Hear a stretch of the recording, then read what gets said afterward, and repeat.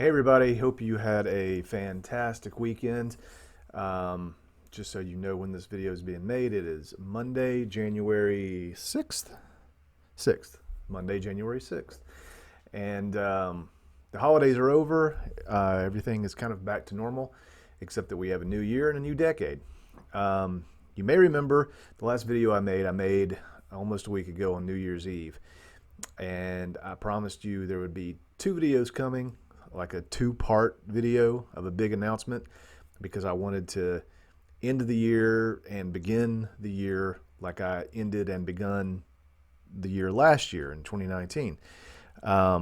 And I had a little bit of technical difficulties, being I couldn't figure out the new software I was using. So that was the difficulty, but I think I've got it pegged now. So with that delay, let's get right to it.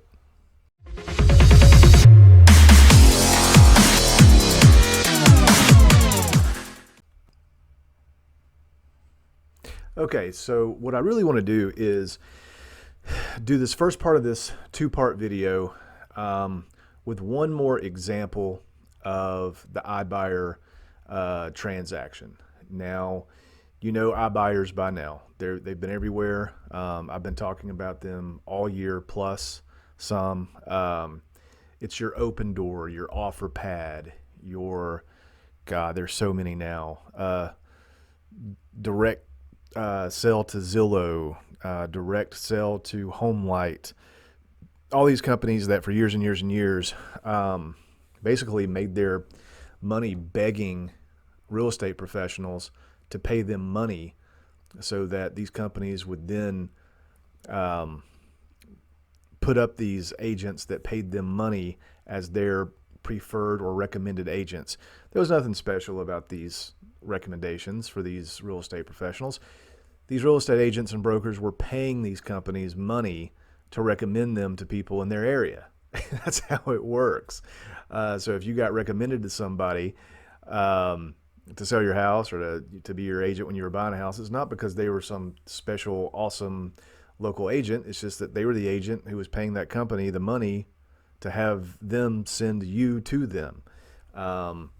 Now those companies have decided, hey, let's figure out a way to fleece even more people, and we're just going to we're going to do the iBuyer thing ourselves. If Open Door can do it, we can do it. So now they're not even recommending agents out. They still are. They're just in addition to coming in and giving people only 80% of what their house is worth, and then turning around and selling it and getting all that equity themselves. It's the big corporate takeover of your home on a personal level. It's the great equity theft of our generation. So break down this offer really quick, and then in part two of the video, I'm going to show you something that it's a way that we're going to fight these people once and for all. It's going to be interesting, and I want you to check it out. But before we can get to the second part, let's recap one more of these deals and kind of drive the point home of what's going on. And then, like I said, in the second part of the video, we'll discuss how I'm addressing it in this new year as a service option that I'm going to add to the services that I already provide. Okay, not except of, this is going to be in addition to what's already happening. Okay, so let's look at this deal down. Now, this deal is an actual transaction in my office from October. So it's recent. It's not long ago at all. It's 2.5 months, less than 3 months ago. And I want to do this comparison on what we were looking at between what these people would have gotten through Open Door based on what they actually got from using the real estate professional in a traditional sale. Okay, and again, this is recent. This is just 2 or 3 months ago. Now, the sales price that Open Door offered them was $323,900. Let's just say $324,000. Okay. Now, given the comps in the area, and the condition of the house, this was 15% lower than market value. 15% lower than market value. So that's 15% right off the top. Okay. And you don't have to be a math whiz to understand 15% of anything when you're talking in the $300,000 range is a lot of money. Now, what Open Door rebranded a few months ago, they used to, I think, just call them their sales fees. They never did call them a commission because that would be, honest. They never called them that. They called them sales fees. Now what they do, which is hysterical, is they call it the Open Door experience fee. Whatever. Okay, so the Open Door experience fee.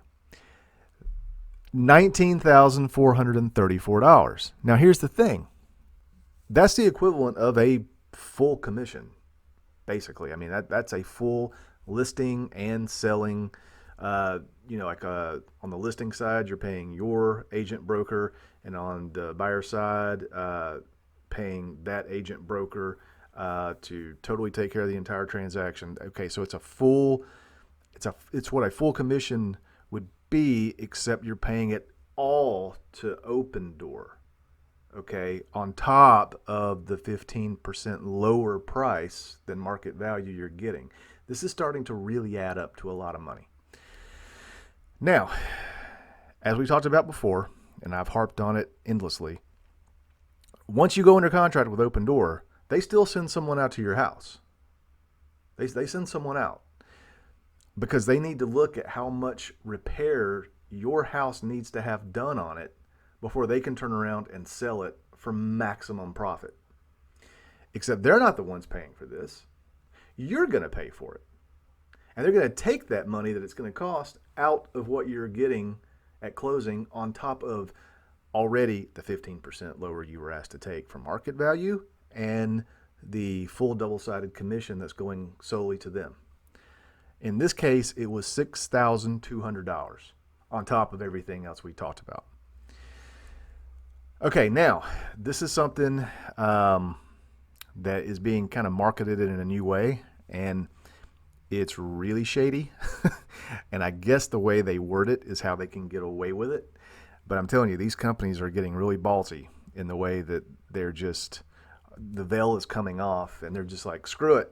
We're making so much money by, sticking it to people. We're getting a little bit of, we're being filled with hubris. Okay. They have something called the Open Door market risk.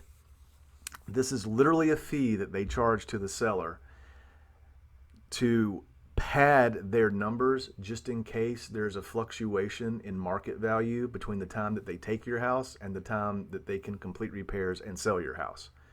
So it's not enough they've already paid you way less than market value, on top of charging you a full service commission when they didn't do anything to earn that commission, on top of the repairs that they're asking you to pay already.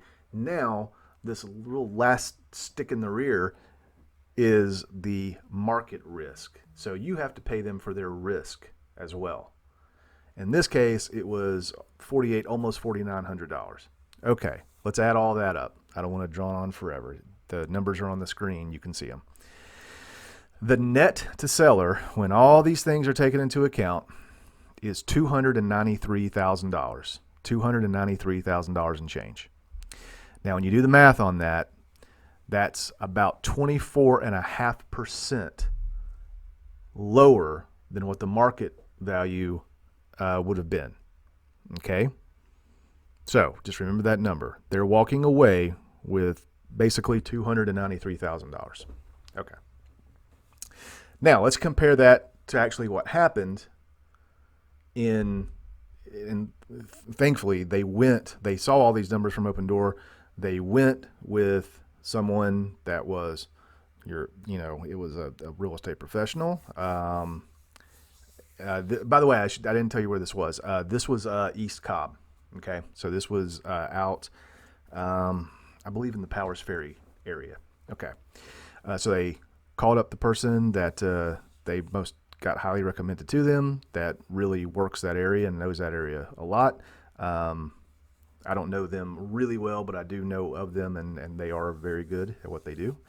Um, I like to surround myself with as many competent colleagues as I can because there's a bunch who aren't. Um, so what they did is with this agent that they chose, they received, this isn't what the house was listed at. This is what they received as their purchase price, okay? $381,000. Now let's compare that to the $324,000 Open Door wanted to pay. They received $381,000. That's a big difference. Huge difference. They paid $22,800 in commissions.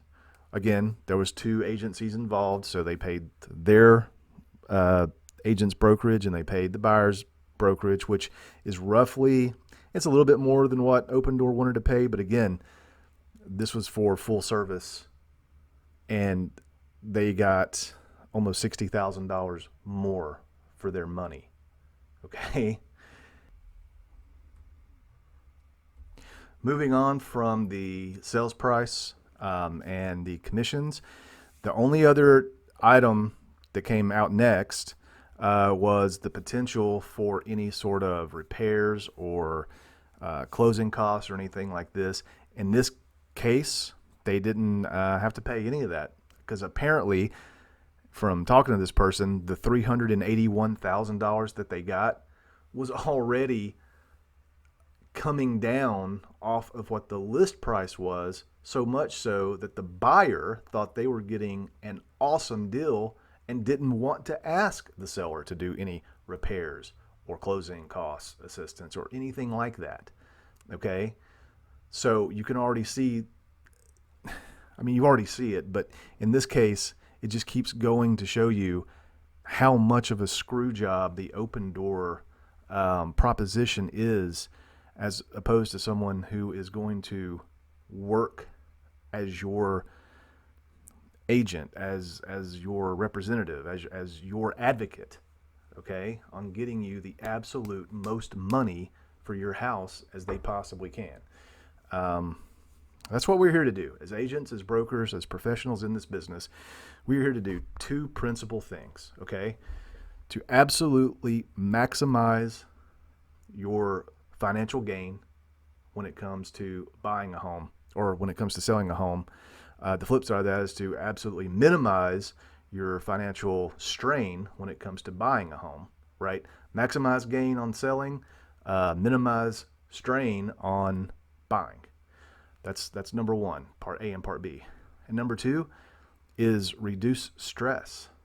And, you can come out with all kinds of different caveats on what that means. Call it convenience, call it expertise, call it this, call it that. It's basically removing or eliminating the stress of the process. Okay. Let's look at the final numbers here. After everything is said and done, comparing the Open Door offer and what that would have meant to the actual closed transaction and the real dollars that happened, the sellers walked away with almost $65,000 more in their pocket. Okay? $65,000 more real money in their pocket. One more point about this. Open Door sells this idea of convenience. Don't have your house on the market for this many weeks or months, and don't have 150 people walking through and having to show it at 10 o'clock at night or 6 o'clock in the morning, all of which is total BS. But in this specific deal, the time difference between the two, from when Open Door wanted to close and when the actual transaction they went with did close, was only 17 days. 17 days. So just 2.5 weeks. And yes, there might be a tiny, tiny fraction of home sellers where that 17 days would have made all the difference. But for 98% of the public, people would be willing to take 2.5 extra weeks to close their house if it meant $65,000 more in their pocket, or whatever that percentage would mean on the value of the house we're talking about. You know, if it was a more expensive house, it would be more than $65,000. If it was a less expensive house, it would be less than $65,000, but it would still be a lot of money. So there you go. Like I said, this was a really good example that happened recently in my office or my brokerage, and I wanted to show it to you broken down in these terms as a setup to the second part of the video. And I'm going to put that video up in about a day, and I will make sure that I flag it as the second part, because I didn't want to just do the big announcement and to explain the service offering that is going to be something new for this year that you'll hear me talking about in advertising. Just like I said, in addition to what I already do, I really wanted to put all the cards on the table and explain one more time in stark terms the whole iBuyer proposition before I sort of announce the new thing, okay? Because like I said, I mean, anyone who has ever had me work with them, they can tell you my number one thing other than service and keeping all of their financial and stress concerns, you know, top of mind is I love the whole education aspect of it. I love being able to explain to clients throughout the process where we are, why we are where we are, and why we are doing what we're doing at the time.